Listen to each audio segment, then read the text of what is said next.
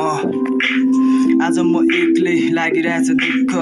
आज म एक्लै कोठाभित्र बन्द लेख्दैछु कविता जे छ मनमा आई निड पीस मैले खोजे छैन संसार मलाई केवल जोड्नु छ घरबार तर सपनाहरू चकनाचुर भइरहेछ बर्बाद चोपडीमै रमाउँछु भो मलाई चाहिँदैन दरबार अहिले हालत छ अति गम्भीर परिस्थिति दर्दनाक असफलको परिणामले निन्दा त्रुट्छ हरेक रात प्राय म एक्लै हुन्छु कसलाई भन्नु मनको बात प्राय म एक्लै हुन्छु कसलाई भन्नु मनको बात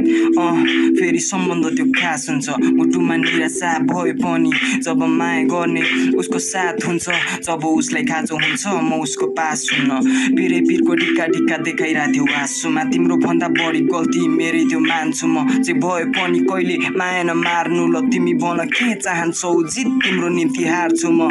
यादै यादमा बाँच्नु छ भन तिमी एकैसँग खुसी भए त्यो पनि मन जोड्छ खोइ किन खै तिमीहरूकोसँग बोल्दा साह्रै नै मन दुख्छ चट्टान जस्तो हृदयमा कहाँबाट आइलाग्यो भावुकपन लेट नाइटसम्म कहिले काहीँ हुन्थ्यो हाम्रो फोनमा कल यताउता होइन सिधै भनिदेऊ तिम्रो के छ खबर केही बातहरू गरिदेऊ बेबी कमन एकपटक सोच तिमी पनि के सुन्दर देखेला त नदी बिना बगर तिमी पूर्णिमाको जुन तिमी बिना अन्धकार हुन्छ मेरो सहर तिमी नै हो मेरो चमक तिमी नै हो मेरो चमक जिन्दगीको रेसमा आज लागिरहेछ थकान बिसाउँदैछु भारी अब कागजको टुक्रा माथि भन्छ कलम बन्छु साथी लेखिदे मनमा के छ सबै समेटिदिन्छु तेरो खातिर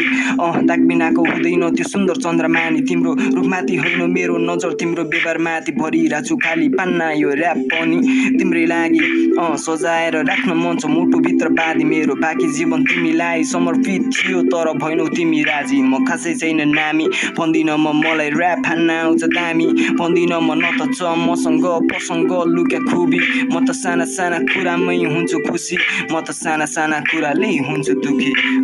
आज म एक्लै कोठाभित्र बन्द लेख्दैछु कविता जे छ मनमा आई निड पीस मैले खोजे छैन संसार मलाई केवल जोड्नु छ घरबार तर सपनाहरू चकनाचुर भइरहेछ बर्बाद झोपडीमै रमाउँछु भो मलाई चाहिँदैन दरबार भो मलाई चाहिँदैन दरबार या